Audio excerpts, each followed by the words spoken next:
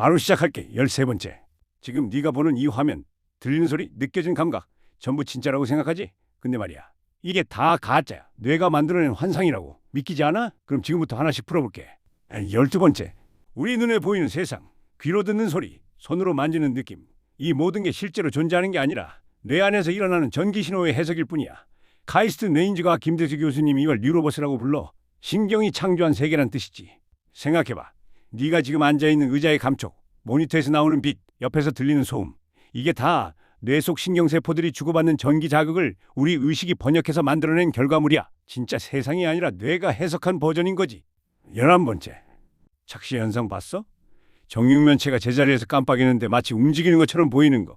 그림자 방향만 바뀌어도 똑같은 원기둥이 볼록하게 보이거나 오목하게 보이는 거. 이게 다 우리 뇌가 2차원 정보를 3차원으로 멋대로 재해석하기 때문이야. 뇌는 들어오는 평면 이미지를 입체로 바꾸면서 자기 마음대로 그림자와 맥락을 분석해. 그래서 실제로는 안 움직이는데 움직이는 것처럼 보이고 실제로는 평평한데 입체로 보이는 거지. 경험 있지? 사진 속 얼굴이 각도에 따라 완전 다른 사람처럼 보이는 거. 11번째. 왜 이렇게 뇌가 진실을 왜곡할까? 답은 간단해. 에너지 때문이야. 우리 뇌는 초저전력으로 설계된 기관이거든.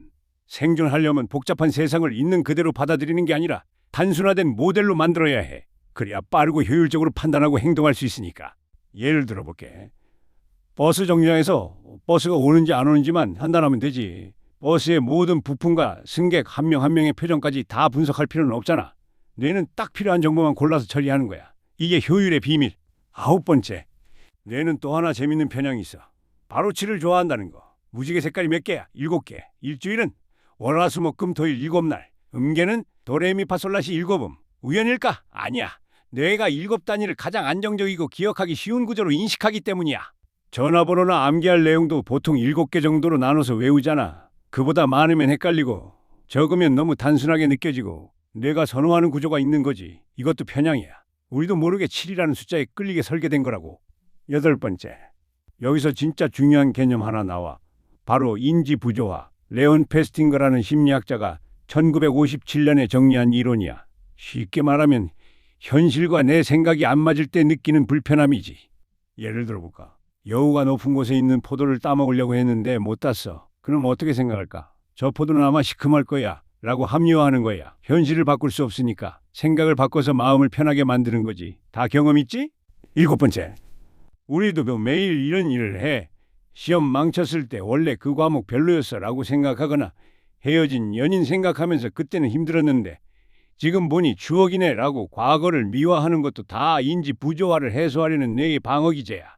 괴로웠던 순간도 시간이 지나면 아름답게 포장되는 이유가 여기 있어. 뇌가 정신적 안정을 위해 기억을 재편집하는 거야. 그래서 첫사랑은 항상 아름답게 기억되고 군대 생활도 나중엔 추억이 되는 거지. 맞지? 6번째. 그럼 여기서 문제가 생겨. 현실과 내 생각이 안 맞을 때 뇌의 본능은 뭘 바꾸려고 할까? 바로 현실을 내 생각에 맞게 왜곡하려고 해. 이게 뇌의 기본 설정이야. 편하니까. 근데 이렇게만 하면 발전이 없어. 문명도 안 생기고 개인도 성장 못해. 그래서 순서가 중요해진 거야. 먼저 팩트를 정확히 파악하고 내 생각을 현실에 맞게 조정하는 게 첫 번째야. 상황을 있는 그대로 보는 거지. 여기서 많은 사람이 막혀. 자기 생각만 옳다고 믿으니까. 5번째. 그 다음이 2번째 단계야. 생각에 맞게 현실을 바꾸려고 노력하는 거. 목표를 세우고 실행하는 거지. 순서를 바꾸면 안 돼. 현실 파악 없이 생각만 앞세우면 망상이 되거든. 근데 많은 사람이 첫 번째 단계에서 실패해. 왜? 자기 뇌가 만든 세계에 갇혀서 팩트를 안 보려고 하니까. 객관적으로 자기 상태를 진단받는 게 먼저인데 그걸 두려워하는 거야. 혼자 판단하기 어렵다면 생동대장 같은 전문가한테 실행력 진단 한번 받아보는 것도 방법이야. 시행착오 줄이는 지름길이거든. 4번째. 뇌과학을 알면 사람을 이해하는 게 쉬워져. 누군가 이상한 행동을 할 때 화내기 전에 생각해봐. 저 사람 뇌가 만든 세계에선 저게 맞는 행동일 수 있다고. 그 사람 눈에 보이는 현실이 나랑 다를 수 있다는 거지. 예를 들어 같은 상황을 보고도 어떤 사람은 위협으로 느끼고 어떤 사람은 기회로 느껴. 이게 뇌가 해석하는 방식이 다르기 때문이야. 그러니까 상대를 이해하려면 그 사람 뇌가 세상을 어떻게 보는지 상상해봐야 해. 알지? 3번째. 자기 자신한테도 적용해봐. 실수했을 때, 안 좋은 일이 생겼을 때 나 자신을 너무 몰아붙이지 마. 이건 내 뇌가 만든 문제일 수 있어. 거리를 두고 객관적으로 보는 거야. 아, 내 뇌가 지금 이렇게 반응하고 있구나 하고 관찰하는 거지. 이게 바로 메타인지야. 뇌가 스스로를 관찰하고 교정하는 과정. 이게 교육이고 깨달음이야. 생동대장이 자주 강조하는 것도 바로 이거거든. 자기 패턴을 객관적으로 아는 게 변화의 시작이라고. 두 번째, 지금까지 얘기한 내용 정리해볼게. 우리가 보는 현실은 뇌가 만든 해석이야. 진짜 세상이 아니라 전기 신호를 번역한 버전이지. 뇌는 에너지를 아끼려고 세상을 단순화하고 편향된 방식으로 이해해.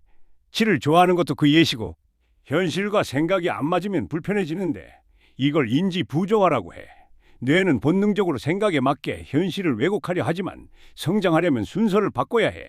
먼저 팩트를 정확히 보고 그 다음에 현실을 바꾸려고 노력하는 거야. 생동대장한테 도움받으면 이 과정이 훨씬 명확해지고 빨라져. 첫 번째, 뇌과학 지식은 무기야. 상대를 이해하고 나를 이해하는 도구지. 뇌가 만든 세계를 이해하면 분노도 줄고 스스로한테도 너그러워질 수 있어. 뇌는 완벽하지 않아. 착각도 하고 편향도 있고 왜곡도 해. 근데 그걸 알고 나면 조정할 수 있게 돼. 내 뇌를 관찰하고 교정하는 힘, 이게 진짜 성장이야. 지금부터라도 해봐. 내가 보는 세상이 절대적 진실이 아니라 뇌가 만든 해석이라는 걸 받아들이는 거. 그럼 세상이 달라 보일 거야. 현실과 생각 사이에서 갈등할 때 먼저 현실을 직시해. 그리고 생각을 조정해. 그 다음에 현실을 바꾸려고 움직여. 이 순서만 지켜도 삶이 훨씬 수월해져. 뇌가 만든 환상에 속지 말고 뇌를 도구로 써. 그게 인간의 힘이니까.